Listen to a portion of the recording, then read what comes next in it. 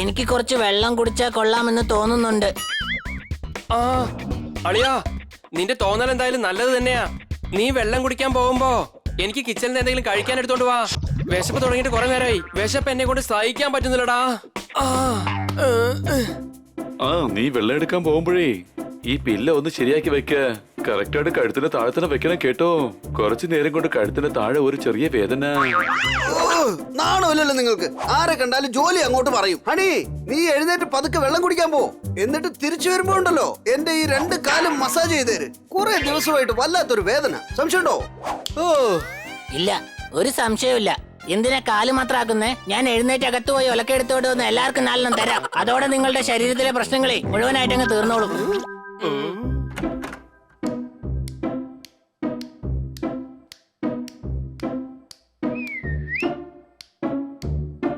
വേഗം എഴുന്നേക്കണം ഗൈസ്. നോക്കൂ, ഞാൻ നിങ്ങൾക്ക് വേണ്ടി എന്തൊക്കെയാ വാങ്ങിച്ചു വന്നിരിക്കുന്നതെന്ന്.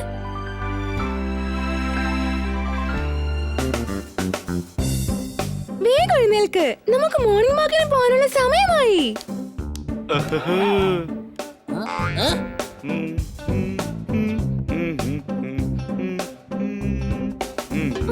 സോർദാർ, ഞാൻ മോർണിംഗ് വാക്കിനെ കുറിച്ചാണ് പറഞ്ഞത്, അല്ലാതെ മൂൺ വാക്കിനെ കുറിച്ചല്ല. ഞാൻ മേഡത്തിന്റെ കൂടെ വരാൻ വേണ്ടി ശ്രമിക്കുകയായിരുന്നു. പക്ഷേ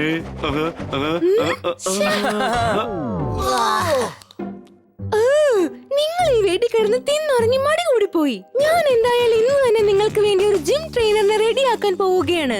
അയാളെ കൊണ്ട് മാത്രമേ നിങ്ങളെ നന്നാക്കി എടുക്കാൻ കഴിയൂ. ജിം ട്രെയിനർ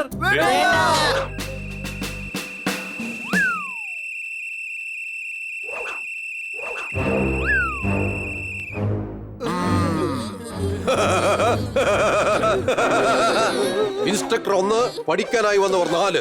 എന്തായാലും സംഭവം കൊള്ളാം. എന്നാൽ ഒരു പ്രശ്നവുമില്ല. നിങ്ങളെ ഞാൻ നോക്കിക്കൊള്ളാം.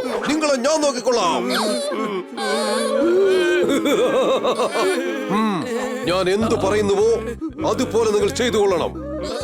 ഈ സിറ്റിയിലുള്ള ഏത് വീട്ടിലെ ഏത് കുട്ടിക്ക് വണ്ണം കൂടിയാലും ആ കുട്ടിയുടെ അമ്മ പറയും, ആഹാരം കുറച്ചു കഴിക്കുമോനെ, അല്ലെങ്കിൽ ഇവിടെ ഗദ്ദു സിംഗ് വരും. പോയിക്കോ, എക്സർസൈസ് തുടങ്ങിക്കോ. എക്സർസൈസ് തുടങ്ങിക്കോ.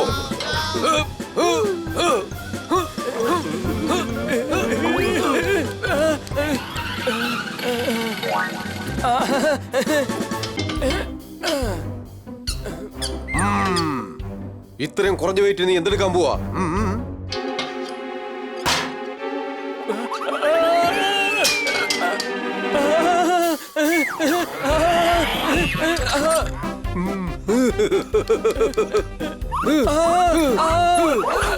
എന്റെ അമ്മേ, എന്റെ പണി തീരും. താൻ എന്നെ കൊല്ലാൻ നോക്കാണോ?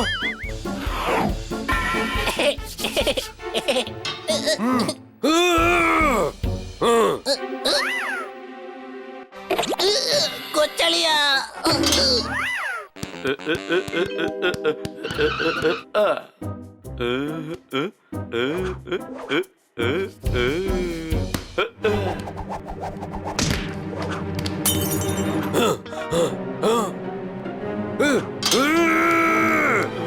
ഇത് ഫുട്ബോൾ ഒന്നുമല്ല, എക്സസൈസ് ബോളാണ്.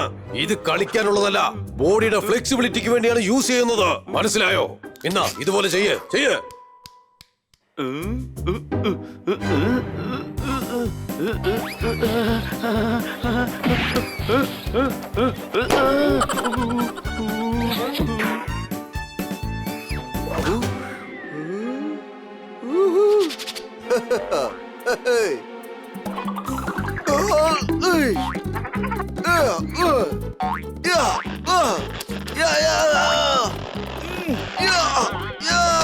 ഇതിങ്ങനെയല്ല, ഇങ്ങനെയാണ് ചെയ്യേണ്ടത്. ഇങ്ങനെ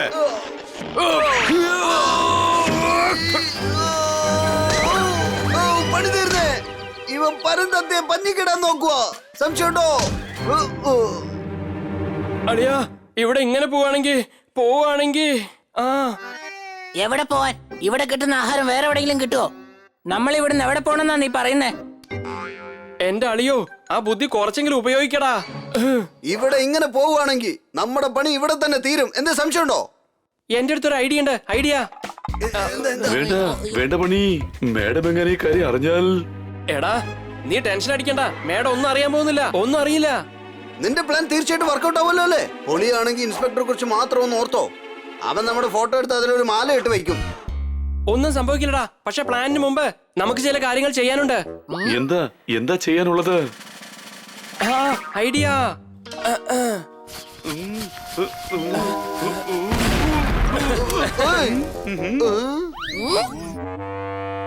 അടിപൊളി. നിങ്ങൾ എങ്ങനെയാണ് അല്പസമയത്തിനകം ഇത്രയ്ക്ക് ഫിറ്റ് ആയി മാറിയത്? വർക്കൗട്ടാ മാഡം. അതെ, കുറച്ച് ദിവസം എക്സസൈസ് ചെയ്തപ്പോ തന്നെ നിങ്ങൾക്ക് ഇത്രയ്ക്ക് മസിൽ വന്നുവെങ്കിൽ ഞാൻ എന്താ ആലോചിക്കുന്നെന്ന് വെച്ചാ ഇൻസ്പെക്ടറോട് ഒരു ദിവസം നിങ്ങൾക്ക് 2 പ്രാവശ്യം ക്ലാസ് എടുക്കാൻ പറയാമോ എന്നാണ്. അതിനെന്താ, ഞങ്ങൾ അതിന് റെഡിയാണ്. എടാ ബണ്ണി, നീ രക്ഷിക്കാൻ വന്നതോ അതോ കൊല്ലാൻ വന്നതോ? ഓ, ഹാ? കൊല്ലാനല്ല മാഡം, കൊള്ളാം. നല്ല ഐഡിയ. ഞാൻ പറയാൻ വന്നത് എന്താന്ന് വെച്ചാ ഇത് ഒട്ടും ശരിയാവില്ല. ഞങ്ങൾ ഒരുപാട് സെൽഫിഷ് ആവരുത്. ഞങ്ങളിപ്പോ ഫിറ്റ് ആണ്. ഞങ്ങൾ മാഡത്തിന്റെ കാര്യം ആലോചിച്ചേ ഇല്ല. ഇനി ഞങ്ങൾ മാഡത്തിന്റെ കാര്യം ആലോചിച്ചേ മതിയാകൂ. നീ എന്താ പറഞ്ഞു വരുന്നത്? അതെന്താന്ന് വെച്ചാ മാഡം, ഞങ്ങളുടെ ഒപ്പം നിങ്ങളും എക്സസൈസ് ചെയ്യാൻ വരണം. അങ്ങ് ഞങ്ങളോടൊപ്പം ചേർന്ന് ഇതുപോലെ അങ്ങ് ഫിറ്റ് ആകണം. ഇതെന്തായാലും നല്ല ഐഡിയ തന്നെയാണ്. ശരി, എന്നാ നാളെ മുതൽ ഞാനും നിങ്ങളുടെ കൂടെ ജോയിൻ ചെയ്യാൻ പോവുകയാണ്.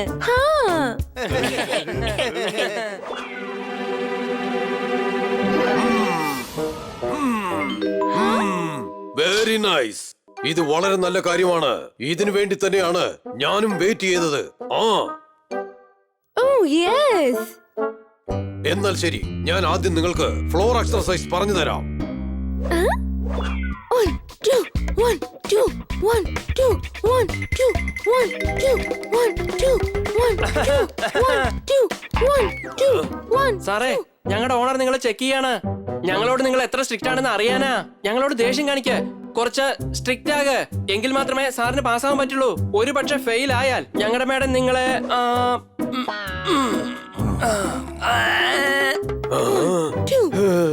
ഒരു മിനിറ്റ് മാഡം, എന്തായാലും ഇതൊക്കെ ചെയ്തത് മതി മാഡം.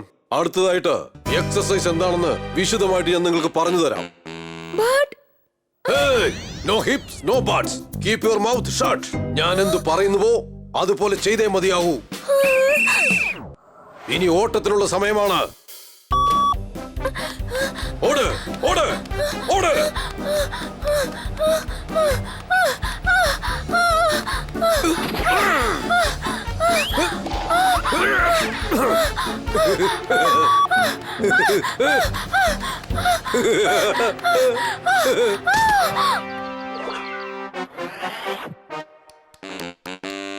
ഇത്ര അടുത്ത് വെക്കരുത്, കുറച്ചുകൂടി ദൂരത്ത് വെക്കണം. മാഡം, ഇനി അടുത്ത് വെയിറ്റ് ഇടാൻ പഠിക്കാം. അത് ചെയ്താൽ മാത്രമേ എക്സസൈസ് എന്താണെന്ന് മനസ്സിലാക്കാൻ പറ്റൂ.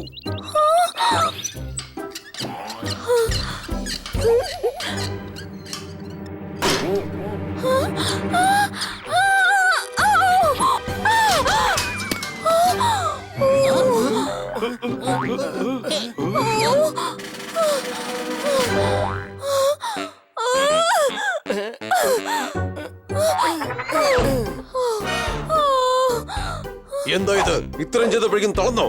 ഇനി എന്തുമാത്രം എക്സസൈസ് ബാക്കിയുണ്ട്? ഇതുവരെ നിങ്ങൾ ഇവരെക്കാളും കുറച്ചാണ് എക്സസൈസ് ചെയ്തത്.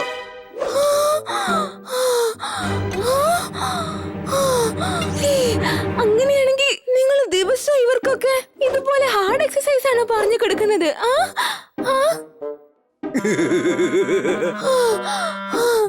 ഇത് ഞാൻ ആദ്യമേ അറിഞ്ഞിരുന്നെങ്കിൽ എന്റെ ഒന്നും അറിയാത്ത കൊച്ചു കുട്ടികളെ ഇവിടേക്ക് അയക്കില്ലായിരുന്നു. നീ ഒരു മനുഷ്യനെ അല്ല, നീ ഒരു രാക്ഷസനാണ്.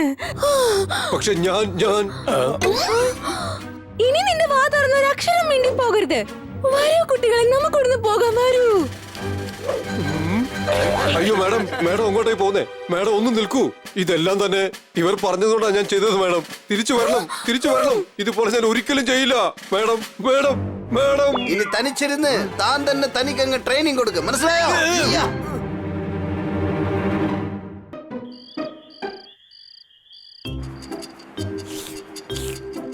ആഹാ, ജീവിതം അതിമനോഹരമാണ്. എന്നും രാവിലെ തുടങ്ങി വൈകുന്നേരം വരെ ഇതുപോലെ മാഡം നമുക്ക് ആഹാരം തരുന്നു. നമ്മളും ഹാപ്പി ആയിട്ട് ഇതിങ്ങനെ കഴിച്ചുകൊണ്ടിരിക്കുന്നു. അളിയോ, ഈ ബോളിന് ഒരു കാലുണ്ടായി. അതെന്റെ അടുത്ത് വന്നെങ്കിൽ അതെനിക്ക് കഴിക്കായിരുന്നു.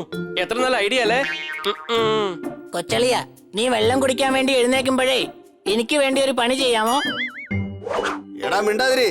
എടാ ബണ്ണി, നീ സാവധാനം വെള്ളം കുടിക്കാൻ പോയാ മതി. അങ്ങനെ പോകുമ്പോ എനിക്ക് വേണ്ടി ഒരു ഗ്ലാസ് ജ്യൂസ് കൊണ്ടുവരണം, മനസ്സിലായോ? പ്ലീസ്.